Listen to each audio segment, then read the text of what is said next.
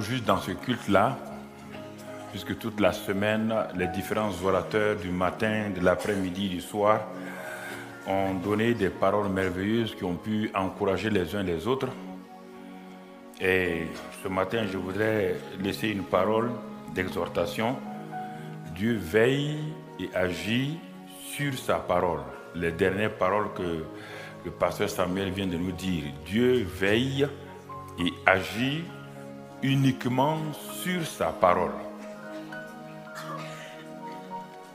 Est-ce que cela veut dire que Dieu ne s'intéresse pas à nos besoins? Oui, mais à travers sa parole. Est-ce que cela veut dire que je peux mépriser la parole de Dieu et puis venir dire à Dieu, je suis malade, je souffre, guéris-moi? Non. Non et non. Dieu veille et agit sur sa parole.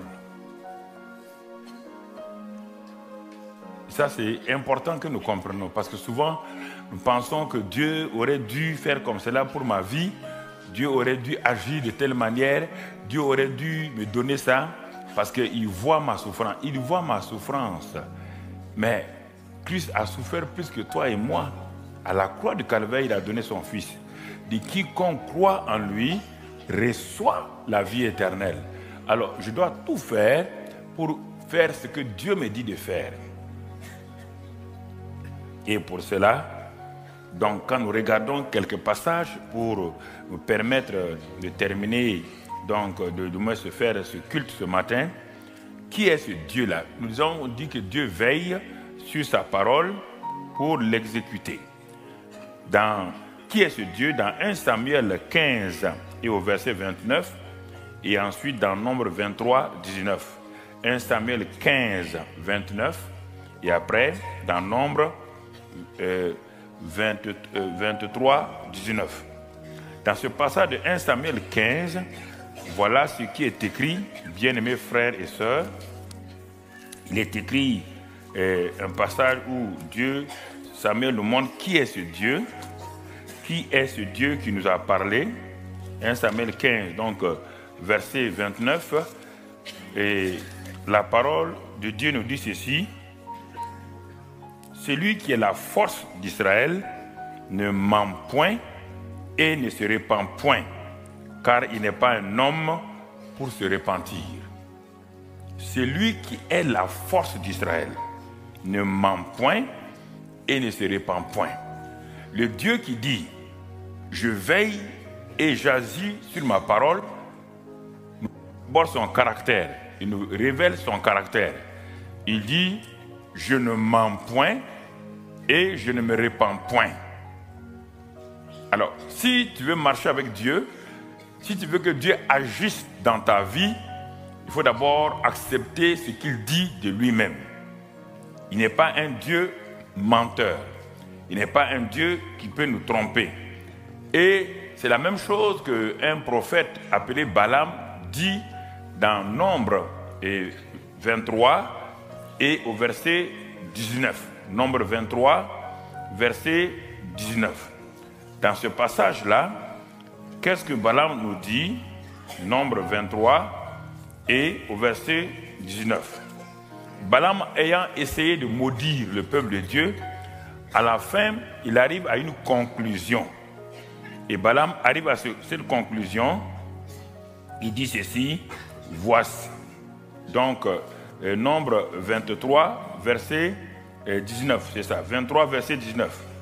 Il est écrit, Dieu n'est point un homme pour mentir, ni fils d'un homme pour se repentir. Vous voyez bien?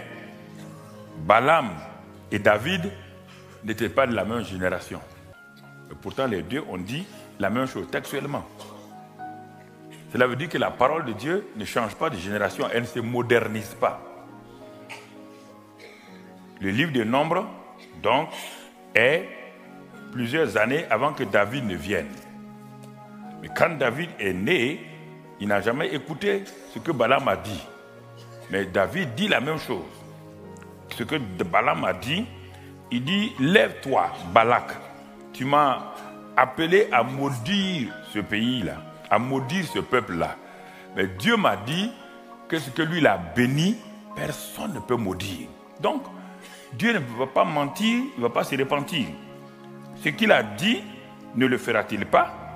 Ce qu'il a déclaré, ne l'exécutera-t-il pas?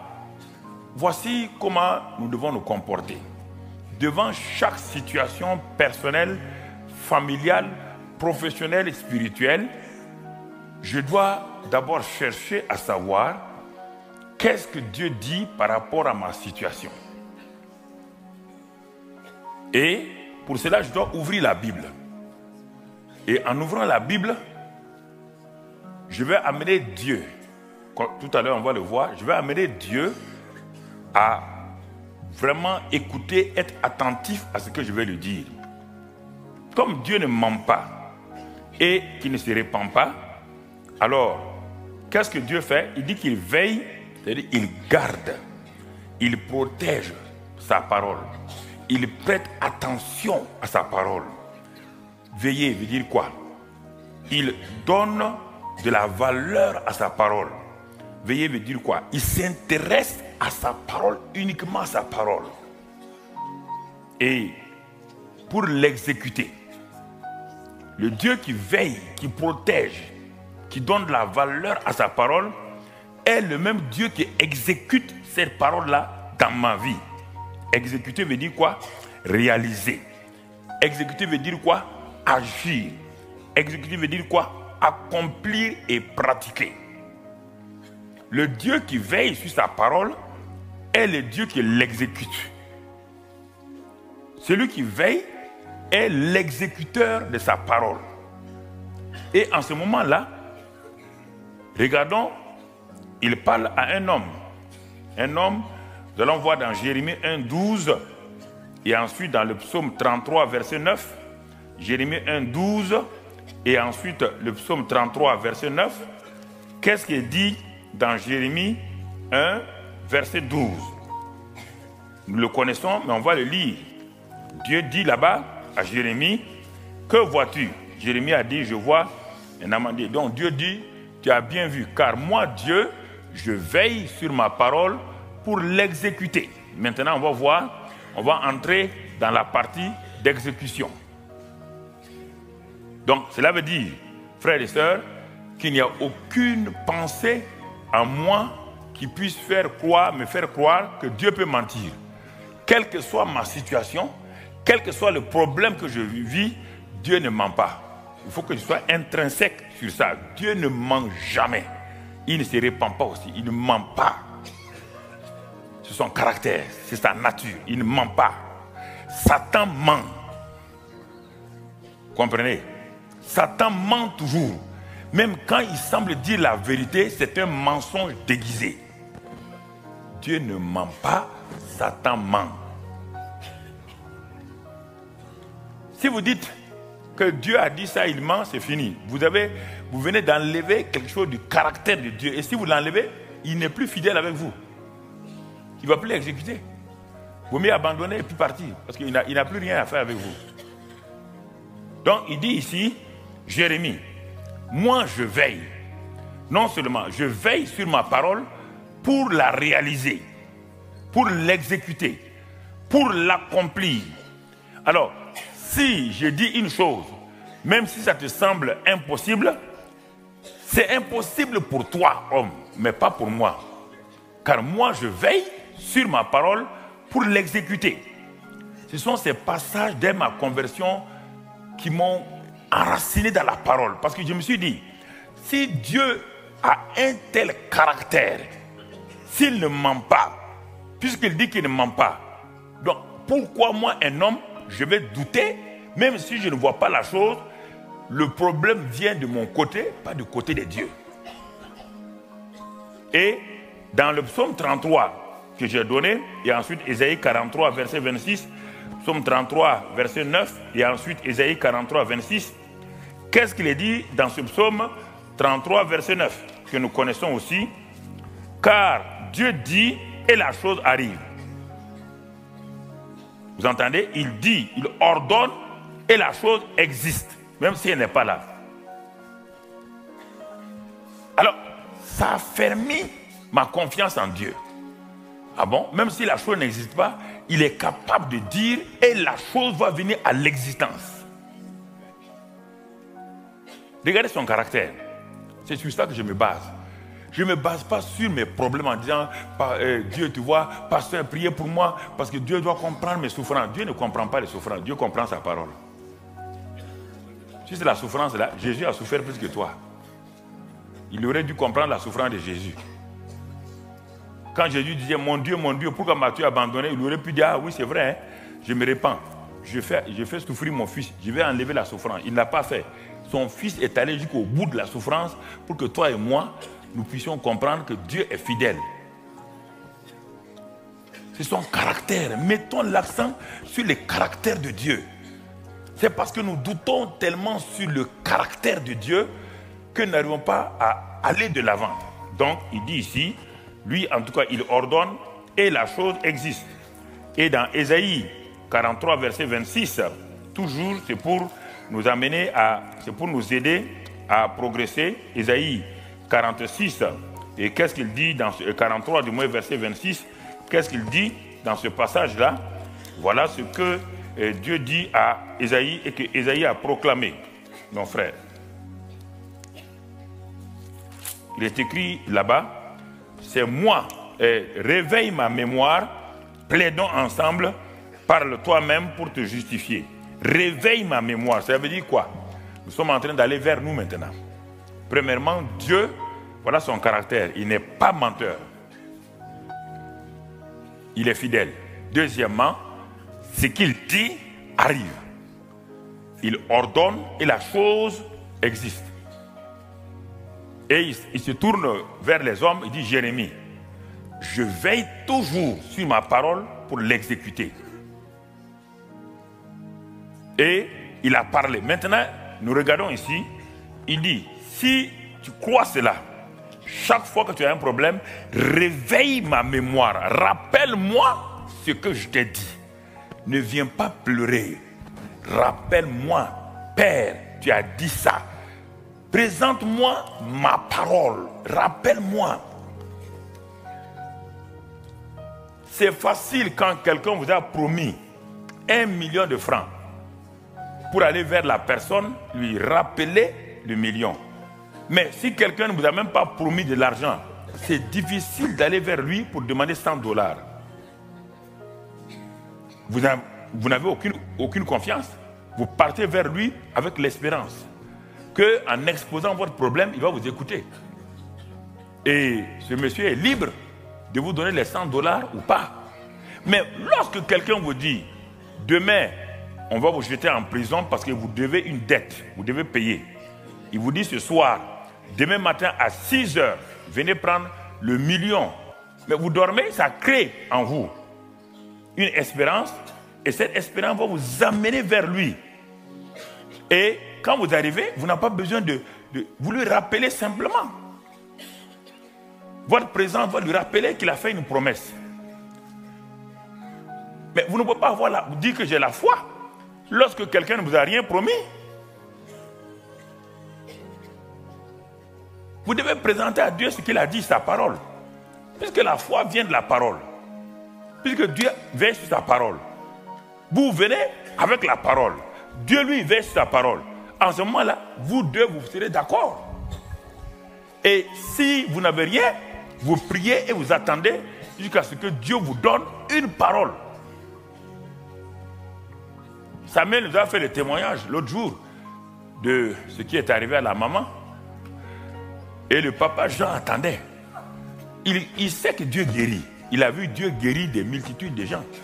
Il a vu Dieu ressusciter des morts. Mais pour sa propre femme, il ne pouvait pas dire, bon, j'ai vu des gens guéris, j'ai vu des gens ressusciter, je vais ressusciter ma femme. Non. Il attendait patiemment. Au moment où les enfants étaient troublés, au moment où les gens priaient, lui il a prié. Et à un moment donné, la parole est venue. Et quand la parole est venue, la parole a créé dans cet homme-là une assurance. Malgré le fait de voir sa femme dans cet état-là, il disait aux enfants, non, Dieu m'a parlé. Dieu m'a parlé. Son seul appui, c'est la parole. Dieu m'a parlé. Il avait quelque chose maintenant. Il ne regardait pas les signes de maman Suzanne. Il ne regardait pas comment il était. Même si les docteurs parlaient, lui, il était basé sur une parole. Est-ce que vous comprenez? C'est cette parole-là qu'il a dit à Dieu. Tu as dit qu'il viendra à la vie. Il a continué à confesser. Quand les enfants regardent, ils disent non, Dieu m'a dit, elle vivra. Il confesse, il confesse. Et quand il confesse, Dieu est tenu par sa parole. Dieu dit, j'ai dit à papa Jean, mon serviteur, que je vais donner la vie à maman Suzanne. Dieu est rentré en action, il a donné la vie. Sinon, il serait faux type. Il serait un faux Dieu. Donc, ne vous précipitez pas pour prier d'abord avant. Quand je dis ça, certains ont dit, mais pasteur Karambi dit de ne pas prier. Moi, je dis de ne pas prier. Nous avons la première tour de prière francophone. Nous prions 24 sur 24. Non. Mais si vous priez que ça ne marche pas, il faut vous arrêter. Ce n'est pas la prière, c'est de la récitation. Vous êtes en train de réciter les fables de La Fontaine. Simplement. Vous récitez. Et ça ne marche pas.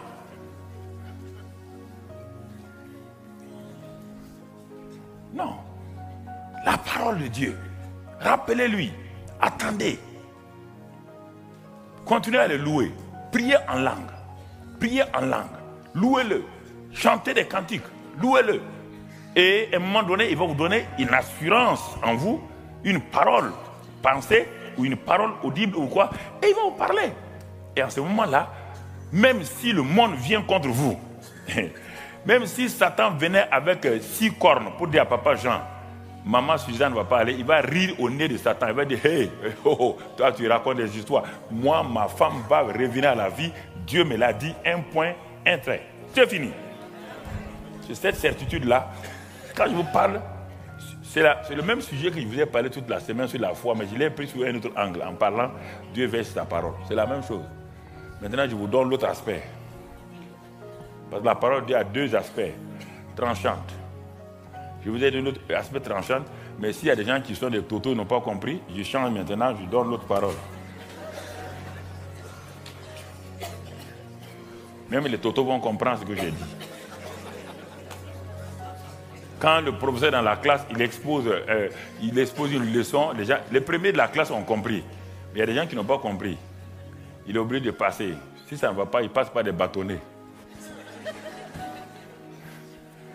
Quand il dit 2 plus 2 égale 4, le toto est assis, il dit 2 plus 2 c'est quoi? Après il prend 2 bâtonnets. 1 bâtonnet plus 2 bâtonnets, 2 bâtonnets plus 2 bâtonnets, ça fait 4 bâtonnets. C'est ça que je suis en train de faire maintenant pour que les totos puissent partir quelque chose.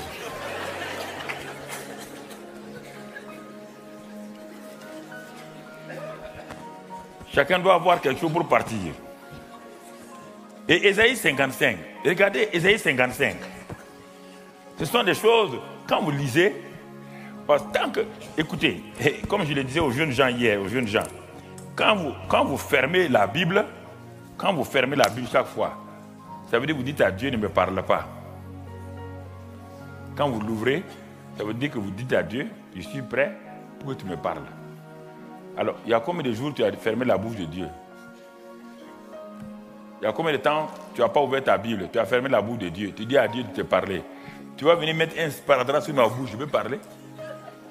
Si tu viens mettre un sparadrap sur ma bouche, tu fermes ma bouche, je peux parler? Alors, mais si tu fermes la Bible, tu dis à Dieu ne me parle pas. Donc, c'est pourquoi il faut avoir la Bible. Il faut l'avoir à la maison. Il faut l'ouvrir. Il faut la poser, la lire, la méditer. Maintenant, quand tu vas au bureau, tu vas ailleurs, sors avec ton iPhone, ton iPad, tout est aïe. Ce n'est pas la Bible. Les iPhones, les iPads, les cellulaires, ce n'est pas la Bible. Dans iPad, iPhone et dans le téléphone, il y a tout là-dedans. Il y a pornographie, il y a sorcellerie, il y a tout dans ça. Et il y a la Bible. Tu mets toutes ces choses au même niveau que la Bible. C'est pourquoi ça affaiblit la parole de Dieu. Ça affaiblit la parole de Dieu. Parce qu'au moment où tu es en train tu es dans l'église, au moment où tu lis la Bible là, dans ton téléphone là, brusquement tu vois un message et tu prends ton message. Donc ça veut dire que ton message que ton ami t'a envoyé équivaut à la Bible. puisque automatiquement, tu lis ton message à ton ami. Ça veut dire que la parole de Dieu est comme la parole de ton ami. Et Dieu dit, ah bon, au moment où il est en train de lire ma Bible, il s'amuse avec lire les messages de son ami. La modernisation est une bonne chose, mais à l'excès, ça nuit. À l'excès, ça nuit. Parenthèse. Alors, frères et sœurs, Ésaïe 55, que vous connaissez bien, il dit, de même que la pluie descend, la pluie de la neige descend, sans retourner vers le ciel, sans féconder, germer la terre, donner la sémence au semeur et du pain à celui qui mange. N'importe quel paysan sait cela, quand la pluie descend, ça c'est l'envoyé naturel de Dieu. Quand la pluie descend quelque part, elle féconde, elle fait germer, elle donne la semence et du pain à celui qui mange. Ça, c'est la pluie. La pluie n'est jamais retournée vers Dieu en disant, tu m'as envoyé sur la terre des hommes. Je suis arrivé. Je n'ai pas pu ni féconder, ni mouiller, ni rien. Dieu dit ainsi. Il prend le naturel, il va dans le spirituel maintenant. Ainsi, verset 11, en est-il de ma parole qui sort de ma bouche? Quand elle est sortie, elle ne peut pas aller et revenir à moi sans effet, sans accomplir ma volonté. Ah, en ce moment-là, je suis content parce que je sais, Dieu a dit à Jérémie qu'il veille sa parole. Et il dit à Ésaïe, quand la parole sort, elle doit revenir. La parole doit revenir toujours. Comment? Quand le paysan français sème le blé lui revient. Le grain de blé qu'il a sémé lui revient sous forme d'épis de blé. Alors, si vous dites au paysan français, pourquoi tu sèmes? Il dit, c'est pour récolter. Si vous dites, ce n'est pas possible, il rira à votre nez. C'est la même chose spirituellement. Si vous sémez la parole, Dieu dit, attendez-vous à une récolte. Il dit, si la parole sort de ma bouche, elle ne revient pas à moi sans effet, sans donc accomplir mes desseins. Dieu veille sur sa parole pour l'exécuter. Alors, en ce moment-là, ce prophète qui a dit cela, lui-même va expérimenter. Il a expérimenté. Dans Ésaïe 55, c'est très loin. Mais il a expérimenté un jour. Quand il s'est livré à Dieu et que Dieu l'a sanctifié, dans Ésaïe 6, Dieu l'a sanctifié, et Dieu lui dit, qui enverrai-je? Il a dit, me voici, envoie-moi. Dieu dit, j'ai une parole. Va parler au peuple. Ésaïe 7, là il s'arrête. Dieu lui dit, tu crois que ce que je dis, je vais veiller dessus? Il dit, oui, je crois. Tu es sûr? Il dit, oui. Tu as confiance en moi? Il dit, oui. Tu es sûr que je ne mens pas? Il dit, oui. Tu es sûr que rien ne m'est impossible? Ésaïe dit, oui. Il dit, bon, ok. Tu vas alors annoncer à ce peuple-là que la Vierge enfantera. Et le Fils s'appellera Emmanuel. Ésaïe dit, répète encore. Dieu dit, je t'ai bien dit, tu n'as pas écouté encore? J'ai dit que la Vierge enfantera. Ah bon, oui, Seigneur, tu comprends? Je comprends. Quand la Vierge sera mariée, il dit non, sans mari. Il dit bon, et au nom de qui? Dieu dit, c'est pas Satan qui te parle, c'est moi. La Vierge enfantera. Et attends, deuxième chose, cette Vierge qui va enfanter là, l'enfant là, sera Emmanuel, Dieu avec nous. Vous croyez qu'Ésaïe s'est mis à danser? Il n'a jamais vu une vierge enfantée. Il n'a jamais vu un homme qui est en même temps Dieu et qui sort du sein d'une femme. Vous croyez qu'il a applaudi? Les années se sont passées, mon frère. Je peux moi-même mettre de loin. Les années se sont écoulées. Et quand Ésaïe a annoncé ça à l'église, au cours du culte de sabbat, samedi, les gens ont dit, le prophète a parlé, c'est un grand prophète. Les gens ont dit, mais papa Ésaïe, ça fait 20 ans que tu as annoncé ton affaire. On ne voit ni de vierge, ni d'Emmanuel. Il dit, ça viendra. 50 années sont passées. Papa Ésaïe, les gens se moquaient de lui maintenant. Voilà, les faux prophètes sont parmi nous. Il a annoncé quelque chose qui, sûrement, il a dû manger de la bouillabaisse marseillaise. Et puis, il a mal dormi, puis il s'est levé, il a dit, la Vierge enfantée là. Ésaïe, où est l'enfant? Où est l'enfant? Et Ésaïe est sur son lit de mort. Les anciens sont venus sûrement dire Ésaïe, quiconque ment ne peut pas aller au ciel. Bon, tu as l'opportunité de te repentir pour dire je me suis trompé. Comprenez, je me suis trompé, j'avais trop bu un peu. Bon, voilà, j'ai entendu cette voix-là qui m'a dit que la Vierge enfantera. Ésaïe dit non, la Vierge enfantera. Ce que je vois que je ne vois pas, le Dieu qui a parlé, il veille sur sa parole, il va l'exécuter. Ésaïe est mort. Les gens ont oublié. 100 années, 600, 700 années plus tard. 700 années plus tard. Dieu est assis au ciel. Il appelle l'ange Gabriel, celui qui se tient dans la présence de Dieu. L'ange Gabriel est celui qui se tient dans la présence de Dieu. Il dit, viens là, ange. Il dit, regarde sur la terre. Tu vois cette femme qui est là-bas? Il dit, oui, cette jeune fille-là. C'est la Vierge d'Ésaïe. Gabriel dit, c'est pas tôt, hein? Le gars, mais il dit, Ésaïe, il faut aller lui dire, Dieu, il faut aller dire à Ésaïe qu'on a vu la Vierge là un peu. C'est pas tôt. Mais Dieu dit, moi, quand je dis, ça se passe. Et c'est toi que je vais envoyer. C'est toi que je vais envoyer, Gabriel. C'est Gabriel est descendu. Allez parler à cette jeune fille-là. Ce que Ésaïe a dit dans Ésaïe 7, c'est toi la jeune fille, c'est toi qui mettras au monde cet enfant qui s'appellera Emmanuel. Dieu a-t-il veillé sur sa parole, oui ou non? Les gens se vantent aujourd'hui, oui, les gens se vantent, Jésus est né, les gens se vantent, Marie est... Mais si vous ne croyez pas comme eux, à quoi ça sert?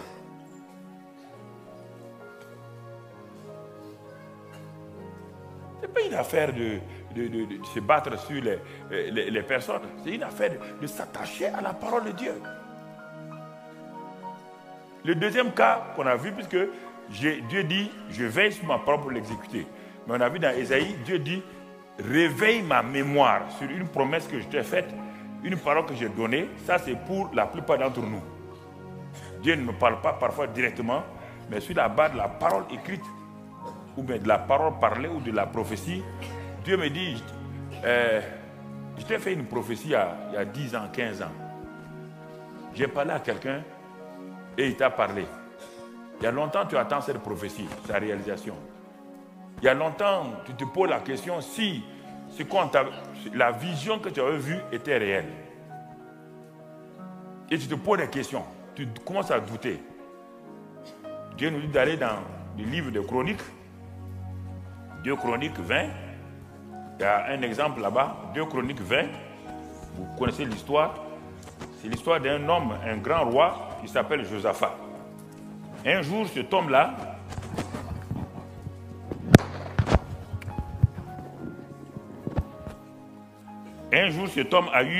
a eu des problèmes.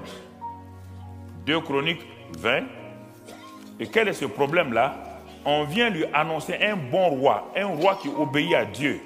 On vient lui annoncer simplement, il est dit, après cela, les filles de Moab et les filles d'Ammon, et avec ceux, des Maonites, marchaient contre Josaphat pour lui faire la guerre.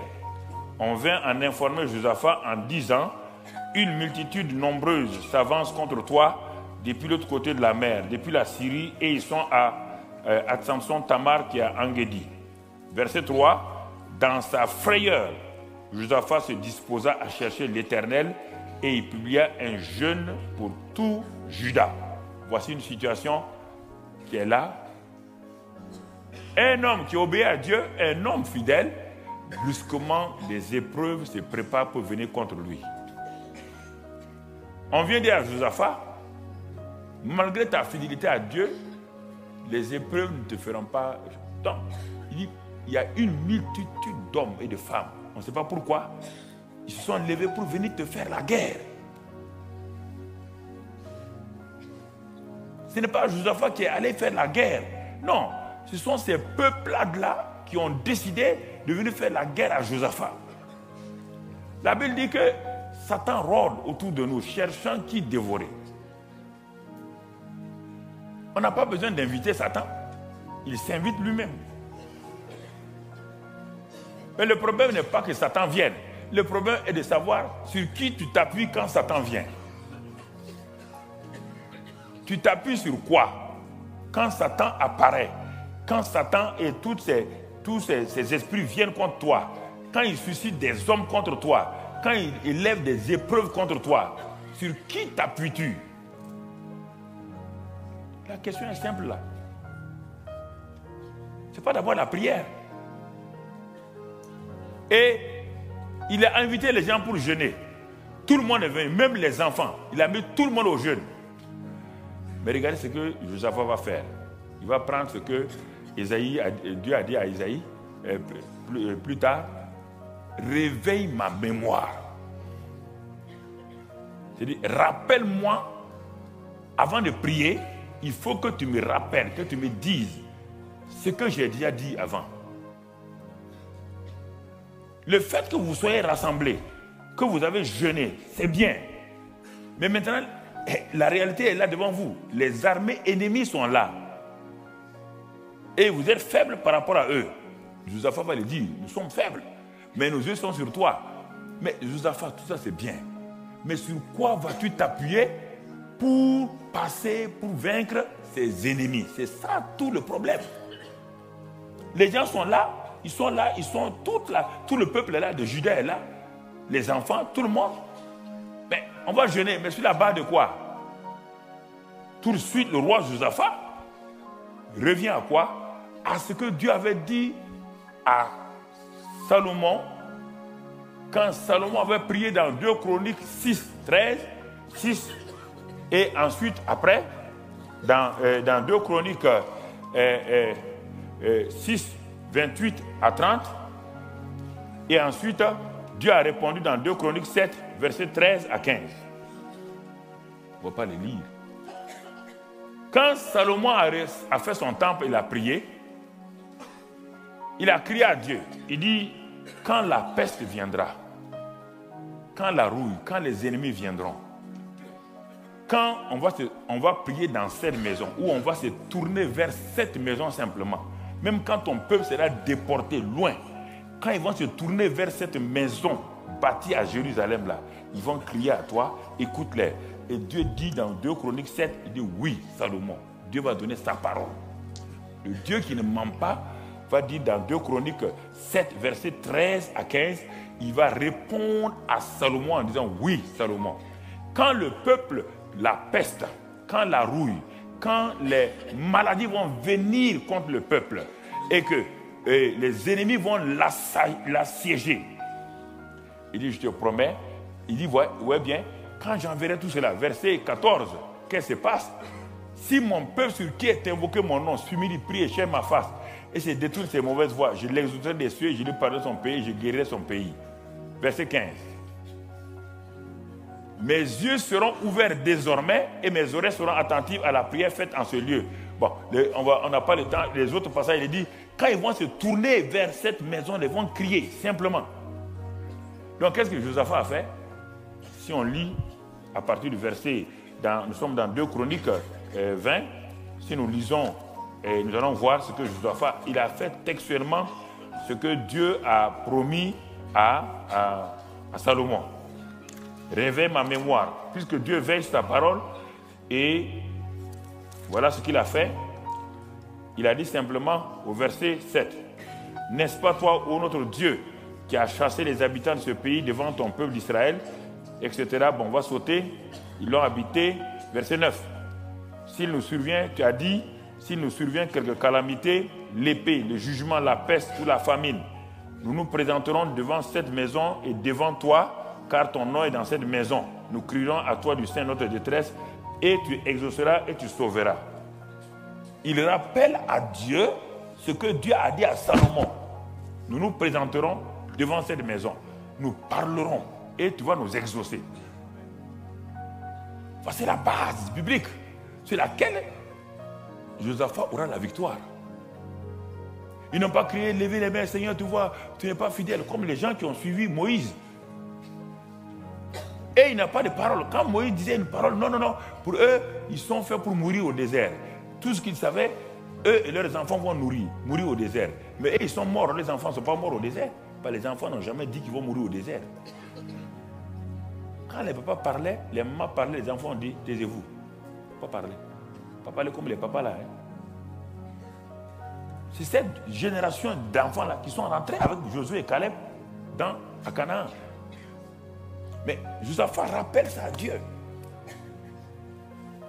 Et quand il a fini de rappeler, regardez bien ce qu'il dit.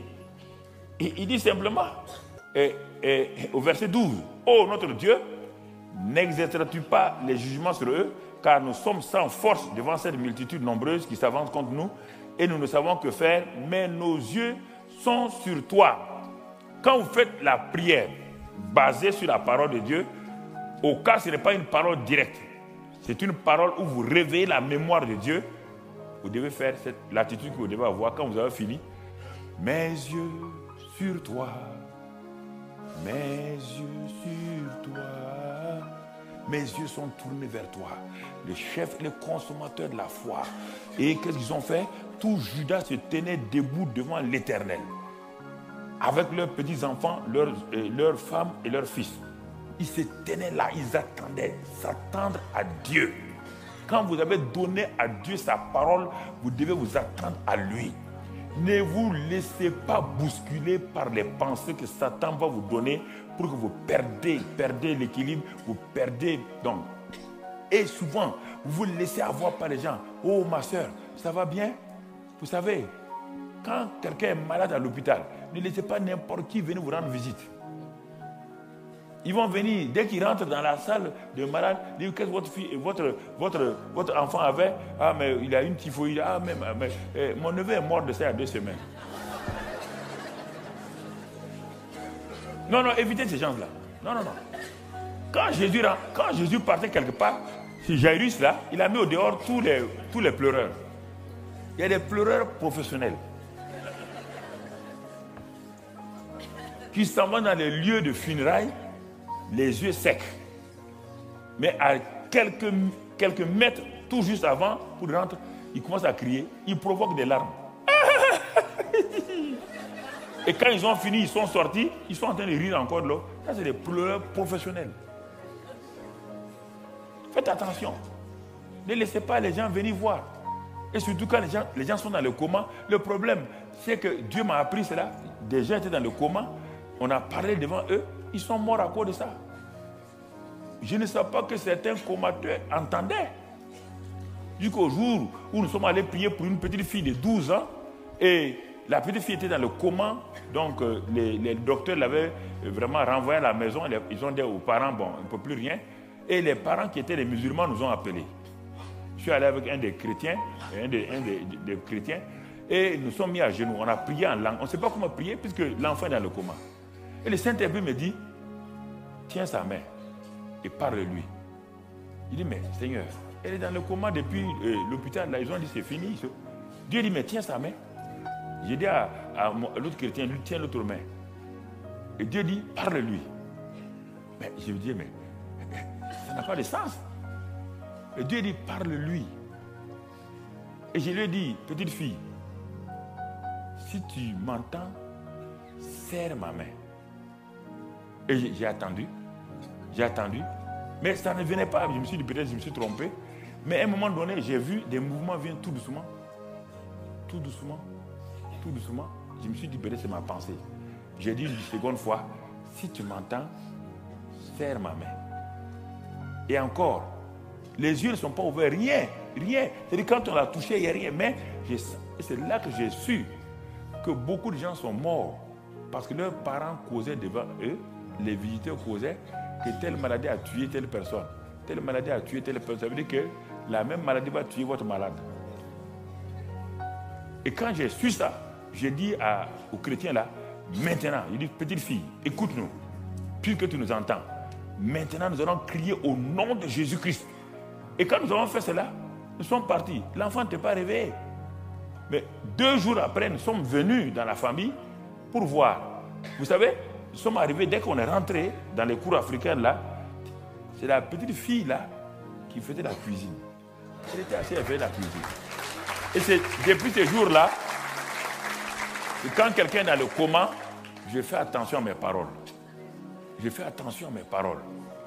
Je fais attention pour ne pas parler négativement devant la personne. Je dis aux parents, ne causez pas devant le... Si vous dites des choses, dites des bonnes choses pour que celui qui est dans le coma là revienne. Oui, tu sortiras.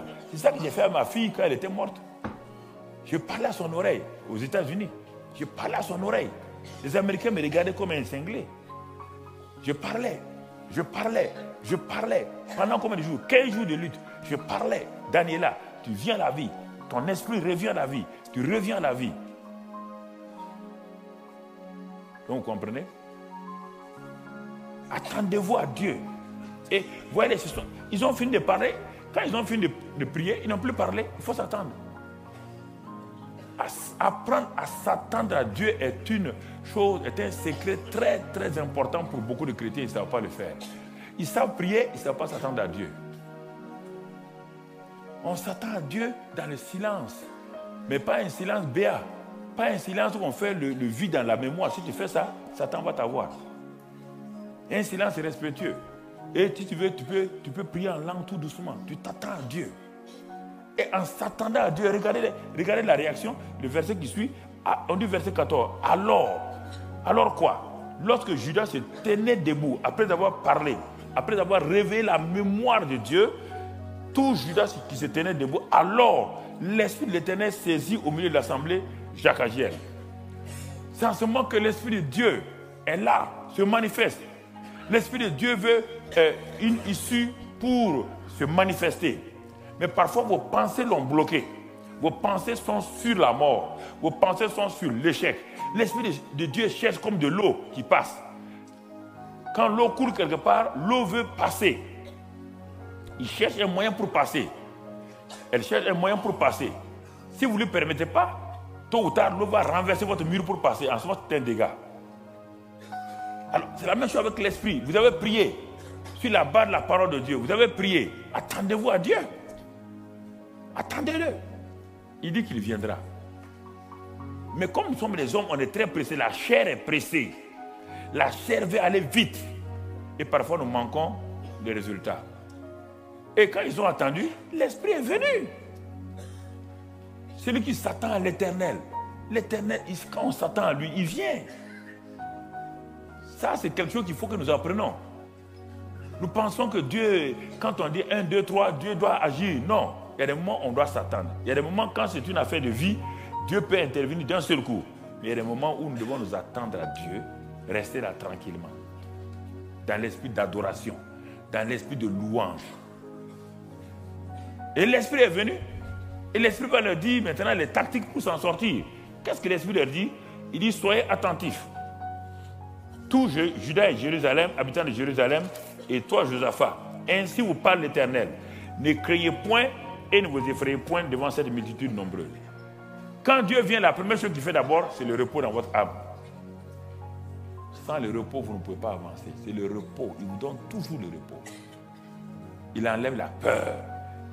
Quand Josué devait aller au combat, il a dit à Josué, ne crains point, prends courage, aie courage. Parce que la peur est une foi négative. La peur attire sur le terrain Satan. Comme les mouches.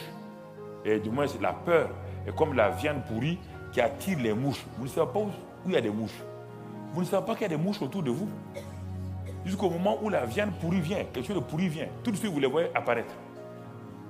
Elles sont venues d'où? Elles sont liées au fait qu'il y a la viande pourrie. Il y a quelque chose de pourri dans votre maison. Les mouches apparaissent. Mais pourtant, quand il n'y a rien de pourri, vous ne voyez pas de mouches autour de vous. C'est la même chose avec les esprits mauvais. Dès que les esprits mauvais voient la peur, l'angoisse, autre là, tout de suite, ils aiment ça. C'est leur ambiance, c'est leur atmosphère. Ils aiment travailler dans ça. C'est pourquoi Dieu dit, ne crains point. Prends courage. Repousse la peur. Pas la peur, c'est la foi en Satan. On peut avoir peur d'un seul coup, mais repousse-la. Ne la laisse pas rester en toi permanemment. C'est vrai que si on vous annonce une mauvaise nouvelle d'un seul coup, vous avez peur. Mais tout de suite, arrêtez-vous, faites comme Josaphat. Vous pouvez avoir peur d'un événement. Mais plus tard, arrêtez-vous et repoussez les pensées négatives, les pensées de peur. C'est ça que je veux dire. Vous avez la capacité. La peur vous a saisi, vous pouvez vous arrêter. Non, je refuse. Mon Dieu est vivant. Il est avec moi.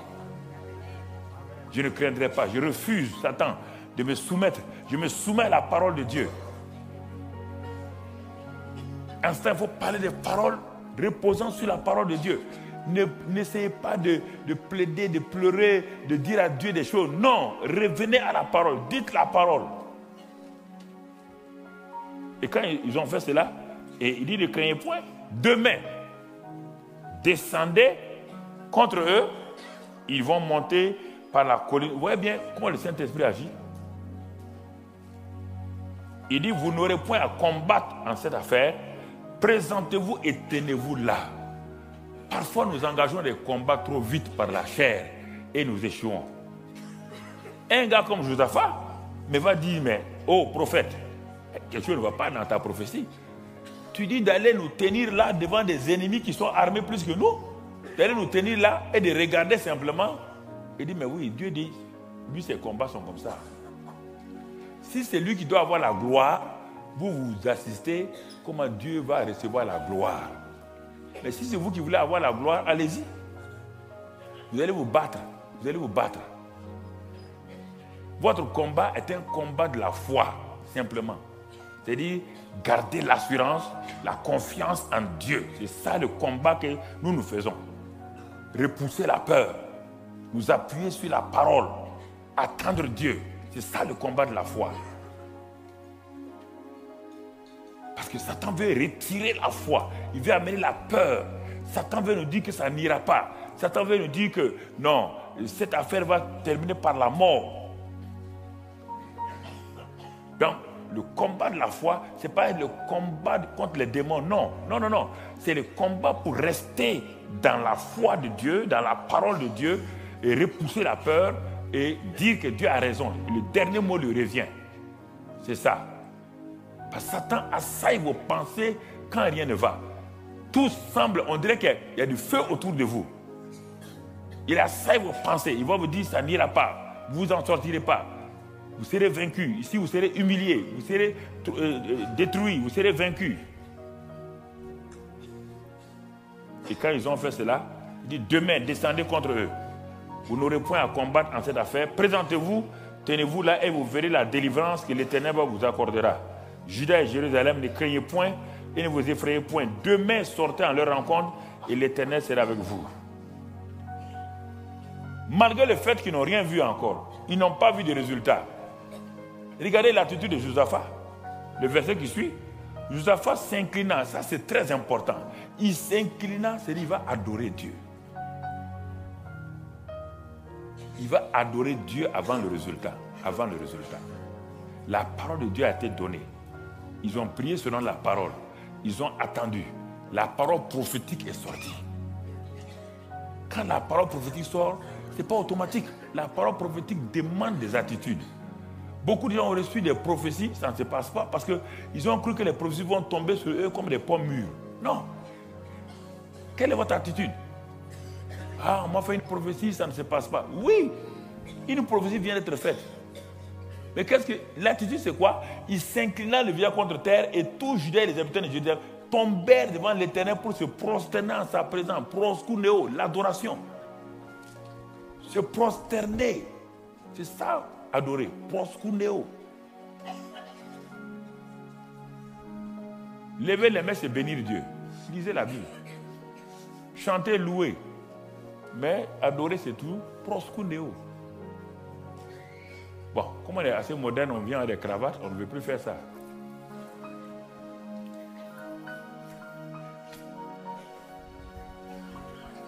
Vous comprenez ce que je veux dire? On est tellement bien habillé que se prosterner devant Dieu, ça, quand même, Dieu ne veut pas demander qu'on soit sale. Je fais une parenthèse pour que vous compreniez un peu. À chaque fois, vous dites, on va adorer Dieu, on va adorer Dieu. On n'adore pas Dieu en restant debout.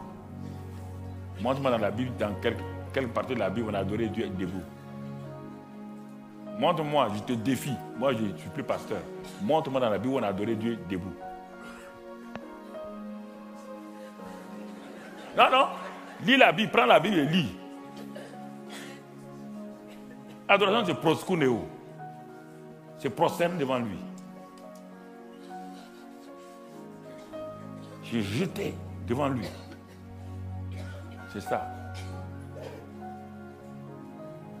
Nos chants modernes ont déformé. Et parfois, j'attaque nos chantres. Nos chantres chrétiens créent beaucoup de problèmes aux pasteurs. Quand les chantres chrétiens ont fini de chanter, le pasteur a un problème. Parce qu'ils ont déformé tous les messages du pasteur. Parfois, j'ai fait ça pour amener les chants chrétiens à la réalité. Ils chantent des choses, nous allons voir Dieu.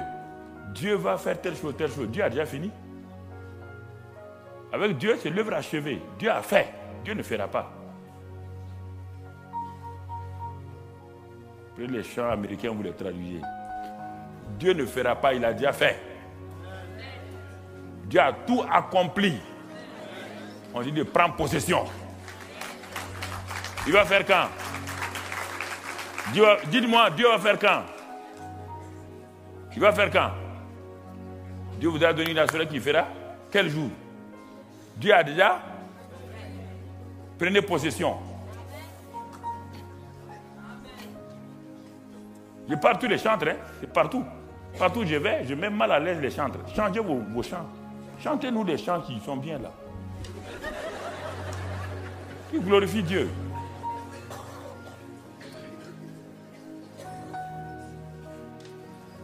Par exemple, hier, avec les jeunes, je me suis préparé pour venir faire le temps de ministère. Ils m'ont volé mon temps hier. J'étais frustré. Ils ont chanté longuement. Ils ont prié les uns pour les autres. Mais si vous invitez un orateur, les jeunes gens, pour un temps de jeûne, vous chantez 10 minutes et vous laissez l'orateur.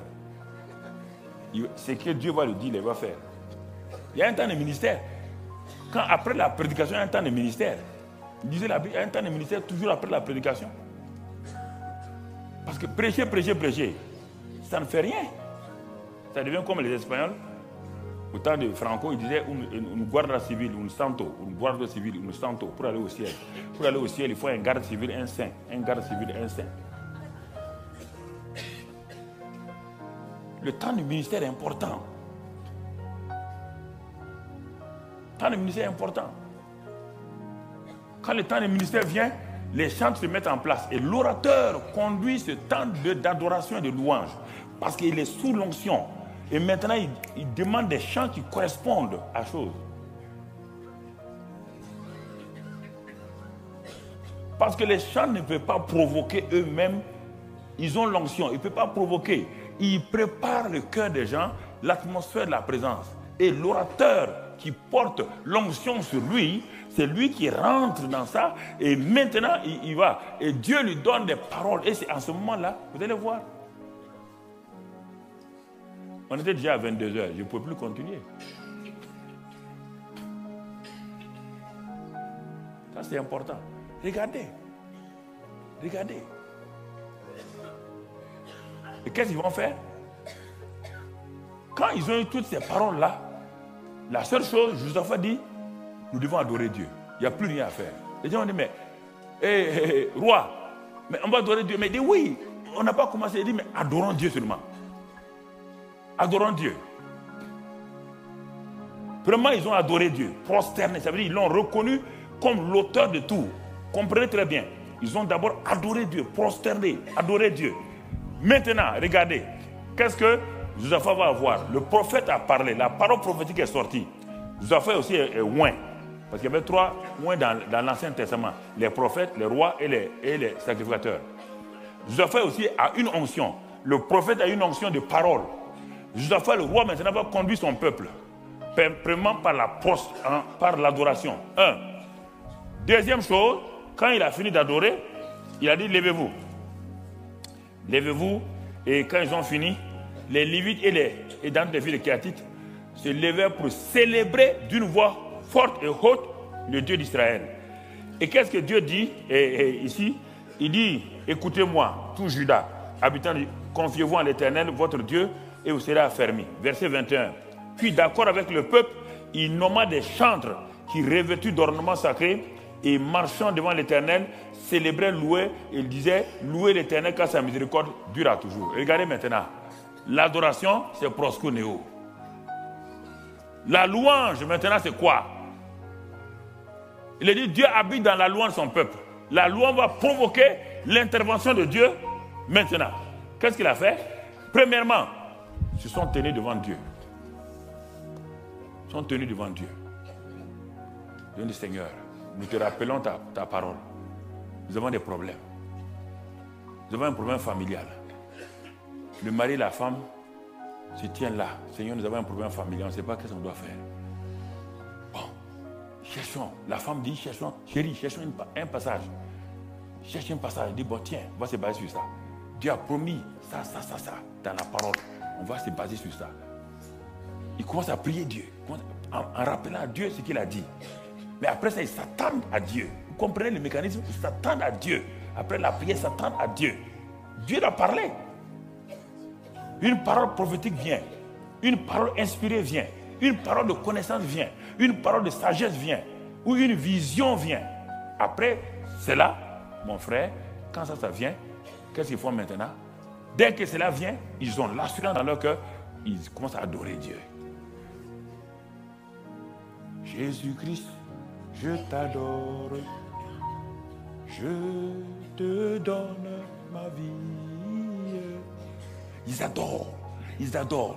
Quand ils ont fini d'adorer Dieu, l'adoration revient à Dieu. Là, dans l'adoration, Dieu ne fait rien. Dieu, c'est-à-dire qu'on le laisse sur son trône, on l'adore en tant que Dieu. C'est la louange qui va amener le mouvement de Dieu maintenant. Quand ils ont fini l'adoration, vous avez vu, il a réuni les chantres et tout le monde. Il dit maintenant, on va appliquer la tactique de la louange. Et ils ont commencé à louer Dieu. Judas en avant et la bataille est gagnée. Judas en avant et la bataille est gagnée. Gloire à Jésus. Ils ont commencé à louer Dieu. Au moment où ils louaient Dieu, il a dit, au moment où ils louaient Dieu, brusquement, la présence de Dieu s'est manifestée parmi les ennemis. Confusion entre eux. Ils ont commencé à se tuer. Et quand Judas arrive sur le sommet de la colline, il voit que dans toute la vallée, les armées ennemies se sont entretuées. Ils sont allés, ils ont pris les dépouilles, ils ont pris tout.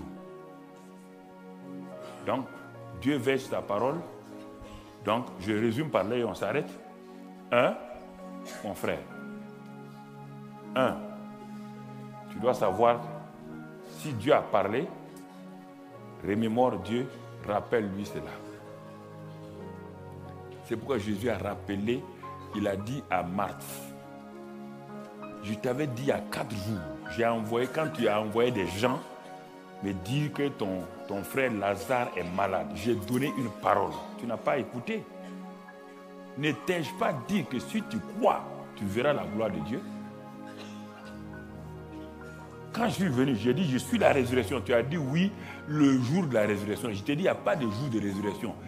Il n'y a pas de jour de résurrection sans celui qui est la résurrection.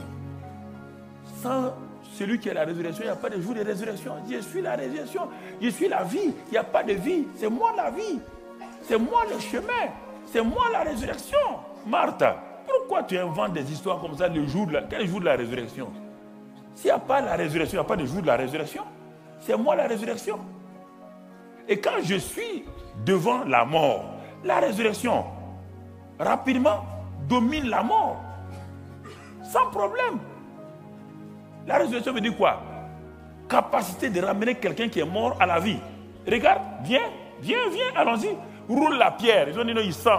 Ne t'ai-je pas dit, roule la pierre, ils ont roulé. Qu'est-ce qu'il a dit? Puisque je suis la résurrection, est-ce qu'il a commencé à prier? Est-ce qu'il a dit, Dieu d'Abraham, d'Isaac, tu vois maintenant on a des problèmes, fais-nous un clin d'œil, un peu, aide-nous. Qu'est-ce qu'il a dit? Il dit, Lazare, sors, le dîner est prêt, on va les manger. Allez, viens, voilà. Viens, on va les manger.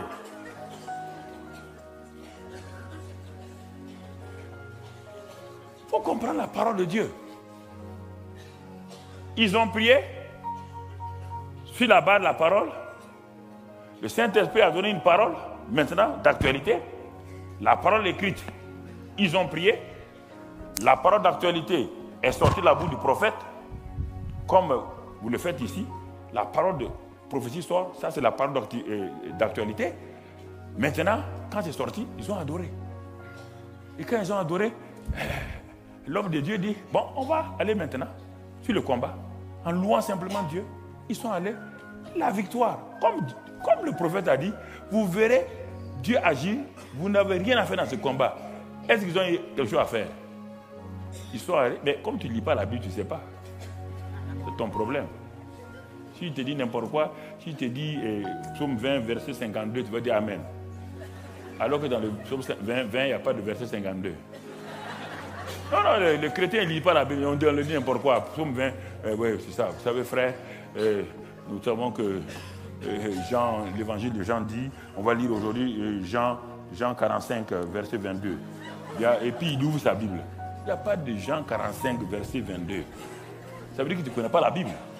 Tu as un problème. Tu ne connais pas la Bible. Et c'est ça qui a. Ton problème, c'est ça. Tu ne connais pas la parole de Dieu. Tu ne t'appuies pas sur ça. Comment Dieu va travailler? Dieu dit qu'il veille sur ça. Il veille sur ça. Pas autre chose. Il veille sur ça. Voilà ce que je voulais te laisser. Maintenant, si tu es Toto, tu es devenu Tata. Que Dieu te bénisse. Que Dieu te bénisse.